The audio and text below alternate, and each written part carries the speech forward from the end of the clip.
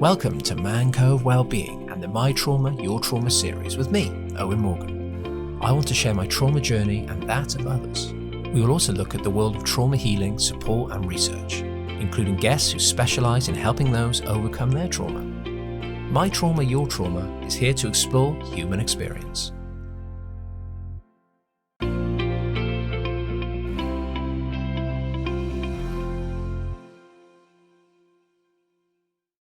Welcome to Trauma Chat, where we invite on guests to talk all things trauma. Please watch and listen with care. Some of this content may be triggering or may make you feel uncomfortable, so do press that stop button and take a break. Always put yourself first. I'm a mental health advocate and a massage therapist, and I've interviewed hundreds of wellness experts over the last 5 years. I want to give a voice to those who can inspire others to improved wellness. So I'm really excited today. I'm here with the amazing Craig King Cooper. Craig is the CEO of Uplift Kings, co-founder of Amante Apparel, and a model at Rally Up magazine, which is a mental health magazine. He is also a mental health coach, motivational speaker, and martial artist. Craig has had his struggles with mental health and depression and has managed to move forward with his life. So welcome to the show, Craig. How are you today? Today I'm okay. I'm just taking it one day at a time, pretty much. How are you? Yeah, not too bad. Obviously, we have the time zone difference. I think you're rocking out at about 6. It's about 11 here. So I've already done some interviews today and done lots of editing. So I'm kind of like, you're my finale, bit of excitement. So I'm really enjoying this. And how has it been? Obviously, we've recorded this around the time of the pandemic and everything. So how has that experience been for you so far over where you are? Well, to start it off, like when it first happened, it was like, okay, it's not going to be that bad. And then when they started taking away the gym and started taking away the bar, the movies, and the restaurants, I'm like, okay, it's getting serious. So for me, I felt like not going to the gym felt like death for me. So I don't have that outlet that I'm missing. And it became kind of scary at first. So I had to, right now, I'm at a better state where I'm at then, of course.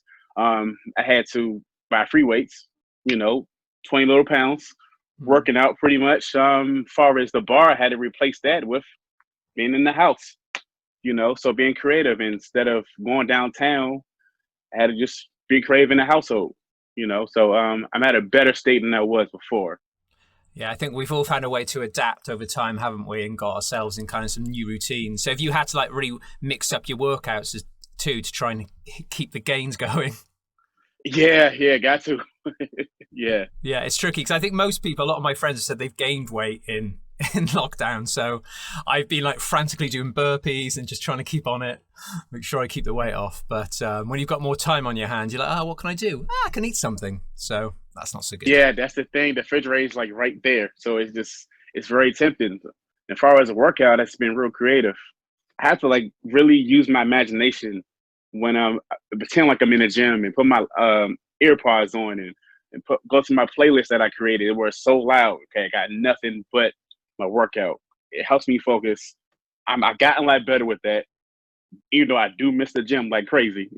So, Yeah, you just got to, create that environment that just keeps you in it, because otherwise it's too easy to get distracted, isn't it? So you just have to stay in the zone, which is tricky. So also, of course, today we're going to talk about your story and what you've been through, and just about some trauma bits too thrown in there. This is a trauma-informed podcast, of course. But before we do that, just so people can get a flavour of who you are, do you want to let us know a little bit more about yourself in this moment? What are you up to work-wise, and what's life look like for you right now? At this moment, I'm currently working on launching my men's health organization called Uplift Kings. That's in the beginning stages, which I'm excited about. That's coming pretty soon. And I'm actually planning a wedding next year. My fiance getting married next year, by this time next year. So those are the two major things. I'm still working, so I'm blessed to be able to go to a job. A lot of people are laid off, so that's a big blessing to me. So that's the 3 major things that I'm working on right now currently. Awesome. So have you got an entrepreneur side to you? Are you always got, some projects in the pipeline? It sort of keeps you going, having projects and stuff. So what it is before this pandemic happened, I'm working 12, 13, 14 hours a day. So I didn't really have that free time to create new ideas, to get rest and take care of myself. Now this has happened. The way I look at it is this is the perfect time to work on your dreams. It doesn't mean that if you don't do anything, that means you're a failure. That's not what it means. It's a perfect time to go after your dream. If you do one thing towards that, that's fine. So I'm gonna use my free time where I got it to take advantage. And I feel like I jumped 5 years ahead of my goals, which is pretty good to say, you know.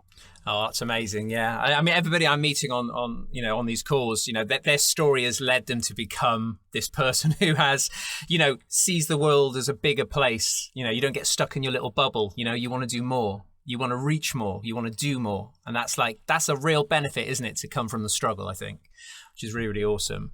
But we're going to put links to all your stuff anyway in the description of the video so people can come and check you out, what you're up to. I'm really excited to see what happens with Uplift Kings. I've met so many awesome guys doing mental health stuff, and I want to try and, get to know all of them and build a community. If we all team up, we can make a real difference, which is awesome. So, a big part of your journey has been your struggles with depression. But what I always ask my guests, I'm just interested from your perspective. I always ask everybody, what is trauma to them? What does trauma mean to people? What is it? So for you, if I can just quickly throw that question at you, for you, what is trauma? Me from a personal experience or the definition? Just generally, like, what is your definition? Because everybody's been saying different things. It's been fascinating to find out. For me, I feel like trauma can be something that happened during your childhood and it can affect your adult life. Trauma could be a loved one passing away in front of you. Trauma could be something tragic happen and it affects your mental health pretty much. That's my definition of trauma. Yeah, no, that's perfect. And like we said, trauma doesn't have to be, coming back from war and everything being through, like you said. It can be childhood experiences. It could be a car accident, losing a loved one. You're spot on. It's so many things. It's an overwhelming experience, that we struggle to cope with and leads to mental health stuff. So I'm going to combine the next two questions. So the question is, have you suffered with mental health struggles and trauma or seen it with your family? But, I want to dive straight into what you've been through your depression. How did it make you feel? And how deep did it go within you? So if you just want to, just go for it. Just tell us a little bit more about your story with your depression.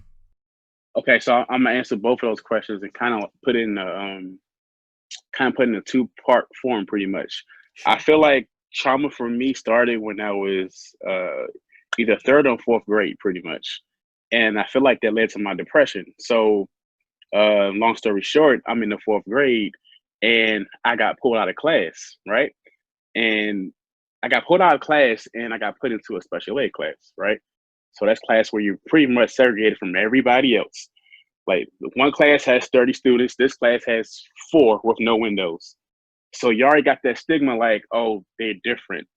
So you get treated differently, not just from your peers and your friends, also your teachers. So when the class is given to change, I go in the classroom and I'm late because you're doing assignments. The teacher's right on the blackboard, and her back is turned towards me, and I'm walking behind her. I was going to ask her a question. I don't remember what it was. And she mumbled under her breath, like really low. She think I couldn't hear it. She goes, "Oh, the retarded kids are coming. The retarded kids are coming." And what you say to a child at those important stages where he's still developing his mind or she's developing her mind is very important because that can affect your adult life. And looking back on it as I continue to work on myself, I realized that really sparked a downhill fall for me as far as how I view myself. And that's how I feel like how depression started. So that I know for a fact that feeling followed me all the way up until the age I was 24, 25. So I'm 34 now, and I'm 10 years, 11 years of depression free. So that I know for a fact that that's what started me on that downward spiral of me thinking negative about myself. Yeah, thank you. And the first thing that comes to my mind when you talk about this is shame, isn't it? They shamed everybody that was going to special ed class. They've all been shamed, and in a peer-based environment, that is super damaging because as humans, we need to be seen, heard, understood, and accepted. And the problem with the school system, I know it's tricky for them. what they're doing to you is taking away those four things. So you can't feel safe and socialized with the others. And it's the same in the UK, to be honest with you. We have the same idea, you know, everybody with dyslexia, ADHD, any condition they've been labeled with, they get put in a hut at the bottom of the field, like you said. Just like a special little block, isn't it? And you're just given basic tasks, so you don't get the ability to learn, do you, properly, like everybody else? Or at least shown a different way to learn, isn't it? Different techniques. And it makes me sad to know that's happening in the US too. We don't know what's happening now, I guess, in the school systems. But, so what did that look like then? So what age were you then? I was fourth grade, 8 or 9 years old. Okay. So how did that progress then into high school and stuff? I'm gonna say that progressed into high school because when you're told over and over again that you're not smart enough, you're not good enough, you won't go to college, you think that's true. And oftentimes in life, we accept the negative stuff instead of the positive stuff. So if I'm hearing that I'm stupid, I'm not intelligent, you hear I won't over and over again, so you believe it. So by the time I get to being 17 years old, graduating high school, all my friends go, "Oh man, I'm going to college, I'm doing this." I'm like, I don't know what I'm going to do. And that's scary. Mm-hmm. Once you graduate high school, you have no plan for yourself. And that's when, that's when that downward spiral continue until my young adult life also. Yeah, you're kind of not, you haven't been armored with the tools that you need because they kind of threw you aside, didn't they? In many respects. So did you actually enjoy learning? Did you want to learn if they'd given you the opportunity? Yeah, I did. I did want to learn because the classes I was put in, they were too easy. Yeah. And I used to get so frustrated that, okay, I did all this math, did all this English, and everyone's still struggling. I'm like, why am I in this class? I don't understand it. So to circle this back all the way, I work in the school system now as a security guard, right? Okay, cool. And what I do notice at the current job I'm at now, it's not the same how it was when I was a child. There are certain teachers who don't treat their kids like they're separated. They still give them the same love as everybody else. And I feel like I wish I had that as a child, saying, okay, one day you'll go to college. We believe in you. Like, you want to hear that as a child from your teacher, from your peers and all that. That makes a big difference. Yeah, it's coming back to, like we said, being seen, heard and understood is such a huge thing. And in here, over here in the UK, my partner works in schools too as a teaching assistant. And the school she's in have put loads of money into looking after, and giving these children who may have other ways they need to learn. They've got like this amazing building and they've been integrated back into classes and they have a TA with them in the class. It's amazing. So it looks like it's getting a lot better. And our generation, because I'm around the same age as you, so I think our generation was the last one to be treated that way. You know what I mean? So as far as like with graduation stuff, how did that go then? What did you come away with sort of on a qualification level with your school system? After high school? Yeah. After high school, I was still trying to pretty much find my niche. Like, what's my purpose, pretty much. So I took a lot of classes. At the time, I took building maintenance training, like 1 and 2, when I got a certificate. And then when I got offered a job, I was like, this is not what I want. So a lot of times I would like trying to put my feet in stuff and trying to figure out like, okay, what do I want to do? Like, where is I don't see my goal, which is scary pretty much. And then I started working at a fast food restaurant. Just I always had a job, which is a good thing, I feel like trying to find my niche over and over again, even fall on my face a couple of times. Okay, that didn't work. At the time, I thought it was a failure, but in a sense, it's not. It's better to try something, not succeed, and at least I tried that, and I know it's not for me, and that's okay. Instead of sitting back and saying, what if, pretty much. Yeah, it sounds like you had amazing work ethic. And it's just a shame that, it sounds like you're a little bit lost. You kind of like, but it's so awesome that you had that work ethic though. That's so cool. I presume maybe that's the way you brought up or whatever, but that's so awesome. That's clearly why you're such a cool entrepreneur now and doing what you're doing, which is really, really amazing. So kind of how did this unfold then? How did the depression start, and how did it kind of develop over time? Could you like sort of deep dive into that for us so we can really get a sense of what you've been through? Okay, so I'm gonna get to the point where I was at 10 years ago. Pretty much, that's when it really, really got like to like a really dark place and a really, really deep depression stage. At the time, I didn't really know what it was, but I knew it was something. It felt like everywhere you go, there's a black cloud over your head. Like you move over here, it's still raining. Move over here, it's still raining. I feel like everywhere I go, it's still that terrible feeling, to the point where every time I go out the house to go to work or go to school or something, it'll take me 5 times. Okay, the first time, oh, I'm breaking down crying. Oh, try again. Second time, breaking down crying. Okay, try again. Second time, breaking down crying. Try again. I remember one day in particular where it really got to the point where I said, you know what, I cannot take this pain anymore. I'm going to work. I have my sunglasses on. I'm on a metro. I'm on a train, and I'm just crying my eyes out pretty much. I didn't want nobody to see me. And I kept hearing the negative voice in my ear over and over again saying, you do not need to be here. No one's ever going to miss you. Like, no one loves you. Why are you here? You need to take yourself out. You might as well just jump on a train. Like, no one loves you. And I get to work. And I was like, okay, I'm gonna fake sick. And I'm working at a fast food restaurant, so I fake sick. I go to the back. I start to cry real bad. I just couldn't take it. I was trying to hold it. And one of my friends, who I was friends with at the time, she snatched my phone from me, and she called my mother and told her what's going on. She didn't understand it. She goes, something's wrong with Craig. I don't know what it is. And I was pissed that she did that. I was mad at the time. So, okay. And as I go home from work, okay, I fake sick. I go home from work, um, stand in front of the mirror. I got some pills in my hand. I'm like, okay, this is it. This is it. This is the moment where I'm doing myself a favor. I'm doing everyone else a favor because no one's gonna miss me. Like I'm just there pretty much. And at that moment, I felt like with depression and suicide, I feel like at that moment, you still want somebody to say, don't do it. I love you. Like you want somebody to say, it's okay. I'm there for you, but I need you to see the value in yourself. And I was battling that self-hate over and over again. My mom called. Something told me to pick it up.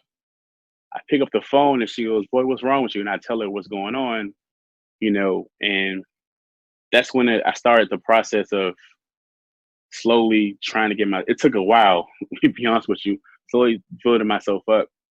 And I remember she told me to write great things about myself in the mirror every day, to the point where I'll write positive stuff.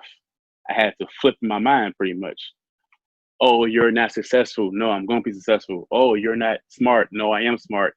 Even though there are basic words, but those are words I heard when I was a child that affected my adulthood pretty much. So I slowly start to build myself up and getting out of that dark place. This is the year 2010, but I'm battling that. Yeah, well, thank you so much for sharing that too. And it's hard to really understand what that must have felt like, because everybody has a different experience of that, don't they, when they get to their darkest.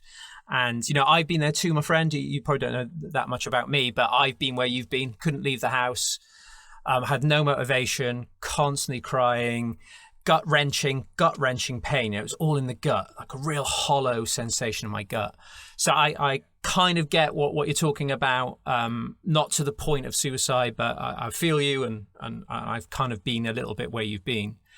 So how was your childhood then? How was it from a parenting perspective? I know all the school shaming was in there, and that massively affected your belief systems. But how was your family life? My parent life with my mom was great. I have a great relationship with my mom. She's like my best friend to this day, and I really know for a fact not having my dad in my life really played a factor in that. And that the more I get away from that feeling, and the more me and my dad get close, we're close to this day, pretty much. And the more I realize, like, not having my father in my life really played a big part in that. Not having, hey son, you don't gotta do that. Hey son, let me just talk to you real quick. Hey son, let me tell you about life. Pull me aside and talk to me. Not having that at that moment really played a big factor in my life. I had it with my mother, but it's something about that male and male bond situation that makes certain things better, you know. Yeah, definitely. It's huge. It's come up time and time in interviews I've done, is the importance of the parenting side. And, you know, if you were sort of being treated the way you were in school and stuff, you need to be able to come home and then be held, you know, by when I say held, I don't mean like literally physically, but like you said, someone, you know, your dad to come over and say, you know, what you're going through at school, you know, believe me, you're going to do big things, you're going to do great things, we'll find a different way for you to learn. And it removes the shame from school then, doesn't it? It allows you to have like new energy and new belief when you go back into school again. And these kind of mentors, these guardians, I guess, they're all part of the parenting experience, aren't they? They need to get you through, and it feels like, you know, you were shamed and then felt isolated, but then weren't able to get the backup that you needed to put you straight, I guess. And it does play a massive part. And the only reason I ask that is because I think it's really relevant, obviously, to what you were telling yourself in your mid-20s, you know, when you look in the mirror and your belief systems. Do you know much about polyvagal theory, Craig? No, I don't. You can explain that. Yeah, I'll quickly explain it to you just for the good of the audience, really, because polyvagal theory is all about your nervous system. So whatever state you're in reflects the way you think and the way you behave. So in polyvagal terms, it's all part of the vagal nerve, which connects all your organs up to your brain. So if you're about to be attacked, obviously by an animal, you need to run away or fight back, your vagus nerve will pump blood into your, you know, get your blood pumping, but it will also switch off digestion because you don't need that right now. So it kind of controls the homeostasis of your body. It's all through the nervous system. The reason I'm saying this is that the different states that you can feel in are safe and social. So that's what we all want to feel, you know, to be loved by our families, connected in community, to feel safe in the environment we're in, have enough money and feel safe too. So safe and social is the dream, right? That's what we all want. Fight and flight is anxiety. So everybody that suffers with anxiety problems is fight and flight. They either want to run away or fight back, but they react that way to jobs, relationships. You know, it's not useful then. It's only useful if you're being attacked by somebody, you know what I mean? And then what you had gone through, which was shutdown. So disassociation, shutdown, which is mostly guttural sensations, but like, yeah, lack of motivation, feeling insanely low, really upset, you know, lots of dread, unbearable pain. That's what shutdown feels like, which is obviously where you were. And the idea of this nervous system is to find ways to get up to safe and social again, so you can start to heal. You can't really heal unless you're in safe and social. And the reason I'm basically queuing you up and the audience up for this is I think it's going to make your story even more epic when you tell us how you came out of it, because an element of your journey would have involved safe and social. It would have really helped you to feel good again. So we sort of got to the point where you're in the mirror, your mum rang you, and sort of that must have been a massive pivotal moment. So what happened after that moment in the mirror? After that moment in the mirror, you know, I got home, my mom got home, we talked for a long time, and she made a suggestion that I thought was weird to me. Like, she said, why don't you come to the gym with me? And I was like, the gym? Why would I do that? You know, so I went to the gym. I never forget, like, I remember like it was yesterday, pretty much. I'm walking on the treadmill, just do a little slow little walk, pretty much. And I'm thinking, what if I just put my all into this? Maybe I feel better, you know. And just seeing like guys walk by who's in shape and all this, I'm like, maybe I can do this, you know. So, and I met my best friend, who's to this day we tight, you know. He's like, come to the gym with me. He's in shape. At the time I wasn't. So like, come working out. No, come work out with me. Come work out. All right, cool. You know, put me aside. He's like, I got you. And the best thing about my friendship with my brother CJ, he let me be me. And what I mean is, it's like a lot of times we be in a car going to the gym, let me just vent and just talk and just say how I feel with no judgment. So I hear you, bro. All right, give me some great advice. And you be like, okay, we're gonna let it all in the gym, you know. So you're gonna slowly work on yourself. You're gonna start to lose weight and get a little confidence. So like I started building myself up, started to lose weight, started to add a little muscle. I'm like, okay, this feels good. So I started asking at that point that started my journey of recovering, of knowing who I am. Also, get to know myself. And then I added mixed martial arts with that also. So having that confidence. So not only am I losing weight, gaining muscle, I'm adding confidence. Also, I got my affirmations going right here, And on the other end, I'm going to church. So everything played a factor of me healing and recovering pretty much into the person I am today, who is still working on myself. And I realized with life, the journey called self-love, it never stops. It never stops. It don't stop if you're married, if you're engaged. You have to work on yourself. So I'm constantly building myself up, learning new things about myself. And it puts in the factor where I'm at today, where I'm learning so many things about myself. I can sit here and today say, I love me, and with confidence. And it doesn't mean something's going to happen where there are setbacks, where you might lose a loved one or something might happen, but I know how to bounce back. I know how to fight and to push forward pretty much. That's amazing. Thank you. And I knew this chat was going to be epic, and you've just confirmed it, which is awesome. And like, this is exactly why I told you at polyvagal theory, because what you're telling me there is the essence of Safe and Social. You are able to have that friend to be by your side that will listen to you, hear you, understand you. You're able to work on yourself physically. You're able to have a goal, a target, a purpose. So what I can add to that also, what plays a factor of me being the person I am and the person I'm becoming is my circle of friends. And I have some amazing, amazing friends. I have some amazing friends I call my brothers, I call my sisters. I got an amazing fiance who I can tell my problems to, and they won't judge me pretty much. If I'm going through something, I can go to them and they can be like, okay, you got this. Or they can go to me, I can build them up also. And the thing about life is, I really believe that you were put on this earth to go through certain things, build yourself up, and you pass on to the next person. And that's the reason why I want to uplift kings. And I know for a fact, there is that man who's standing in the mirror probably right now as we speak, we're going through the exact same thing I've been through or you've been through, and they come across your page or somebody else's page, and it's our job to say, you know what? Hey, I got you. No, you ain't got to do that. No, come here. I got you. And that's the great thing, a part of life. Definitely, such a great thing. And community is just like huge. It's part of the Safe and Social experience, to be in a group, to have a role too, to have a role in the group, is really, really cool, to give you purpose. And like you said, give a little bit of back, get a little bit back and forth. And even like online with communities and stuff, like you and me meeting today, it starts to spark more community. And that's really epic. And that's what I love about Instagram, we're all tagging each other in and, giving each other love. And it's just amazing. And I just wanted to just touch on something too about co-regulation and self-regulation, which is also part of polyvagal theory. So to really know how to self-regulate yourself and your body and your emotions and your thoughts, you need someone to guide you there. You need someone to show you self-regulation through co-regulation. So through relationship, you can learn tools to be able to help yourself. And that's why parenting's so important, because they give you the tools to self-regulate yourself.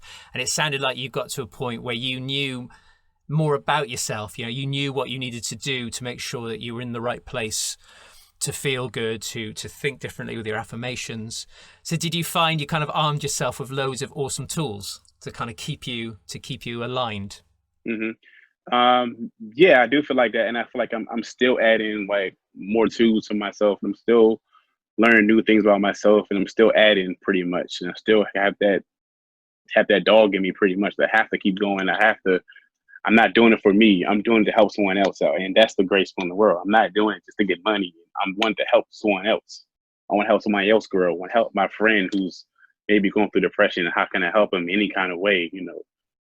Just giving back, pretty much. And one thing I can share also, circling back, my relationship with my father is amazing. Matter of fact, I talked to him a day after you hit me up, in a message, and he said the greatest gift he ever got in his life was me telling him when I was 25 that I forgive him. He said that's better than any Father's Day gift. That's better than any Christmas gift. That's the best thing in the world. And we are close to this day. Every time I text him, he just called me. Like, we got to the point where I'm starting Uplift Kings on Father's Day. He's going to be the first person to actually interview, and he wants to tell his story.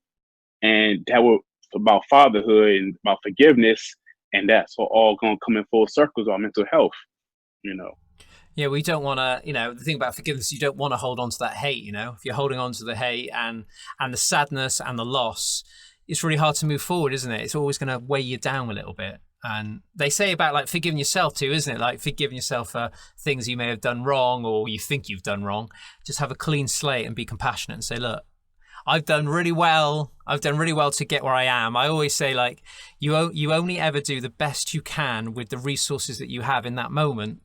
And you can gain more resources later, but there's no point looking back and go, I should have done that better or I shouldn't have done that. It's pointless because, like you said, the personal growth journey never ends. Well, I hope so. I hope I'm always learning until the day I die. I hope I'm always wanting to grow and do more and help more people, whatever. And that's where the empowerment comes from, isn't it? That you can get out there and make a difference. And, I find helping somebody is as powerful as doing anything for myself. It's all the same thing, really. It's all connection, community. So, like you said, you haven't, how many years has it been since you've had major depression issues? 11 years. That's amazing. So what do you think has been, I know you've kind of talked about the stuff already, but what do you think has been the key then to keep you over those 11 years up to now? Is it being consistent with your practices, being consistent with your targets, and always, like you said, being there for your family, likewise the other way around? Is it just been consistency that you think has kept it away? What keeps it away, it's a daily battle. Every day I get up in the morning, I pray, I say I'm thankful for it, and I look at myself in the mirror when I'm brushing my teeth and telling myself how great I am. And there's nothing wrong with that. That doesn't make you arrogant or anything like that. You have to build yourself up. So I got to remind myself how far I come. Even when there are moments where you may get frustrated, you may have a death in the family or something that can take you back to that place. I'm like, no, I can't let them old demons come back in my life. I defeated them years ago. I ain't got time to go back. I stepped over this 10 years ago. I refuse to go back. And that's my biggest thing. I say I refuse to go back to being that person dealing with depression. I don't want that feeling because I know what it feels like. And that's the worst thing in the world. That's the most heaviest gut punch in the world. I don't want to go back to that. Yeah, thank you. I guess that you must love life even more for that. I mean, the joy you feel must be so much more epic for knowing what darkness is, I presume. Yeah, yes, definitely. Yeah. Definitely. Because you know what it feels like to not want to live. On this side, you know what it feels like to want to keep living. So when I do get a chance to have my kids, and I'm gonna tell them about stuff I've been through. I'm gonna tell them how much I love them. I'm gonna tell them, my daughter, hey, you're beautiful. I'm gonna tell my son, hey, you're handsome. Remember that. Like, you won't leave the door without hearing that. And there's some things whatever I didn't get in my childhood, I'm gonna pass it on to my kids when I have kids eventually. Yeah, it's amazing. That's what's so beautiful about your kind of story and all the people that I'm meeting is that they often hear these traumatic stories, don't you? Traumatic childhoods, and then they never get to move on or process that pain, and then they end up passing on to their kids because it's just a cycle. And it's really nice to hear stories like yours where you can break the cycle and give those kids everything they need. It's the same with my stepson. I get to give him everything I didn't get when I was a kid. And it's such a beautiful thing to leave behind when you move on to when we pass on and stuff. It's just so amazing to know that you can send that kid into the world like armored with resilience and everything that they need to thrive and stuff. And let's be honest, bad things happen, and more bad things will happen to us at some point in our lives. Loss and being in accidents, who knows what's coming our way. But if you've got the tools and resilience, you can kind of cope with anything if you've got the people around you. That's huge. So what would you like to tell the audience? What would be your big insight takeaway for anybody listening right now who has been where you've been? What would you share with them?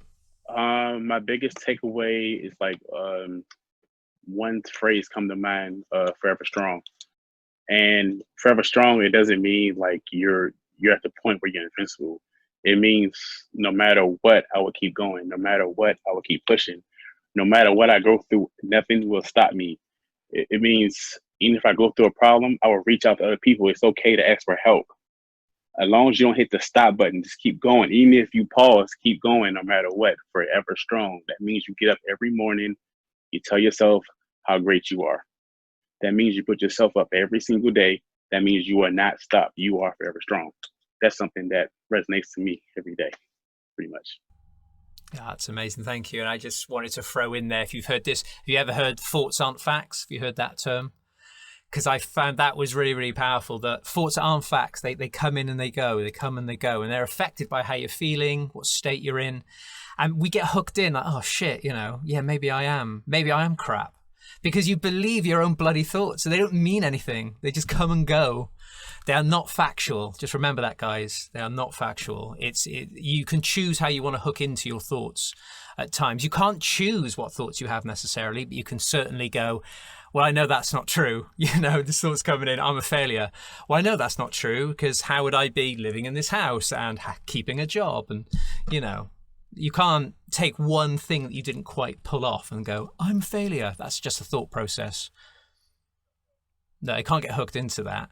So let's say 5 years from now, Uplift Kings is like soaring and doing awesomely well. What does life look like for you with Uplift Kings specifically? What are your hopes for what you're going to be doing? My hopes for Uplift Kings in 5 years from now, that it will be global, that I'll be doing speaking engagements in the UK one day. I would love to do that one day. Just uplifting kings all over the world. And I don't want it to be one specific area.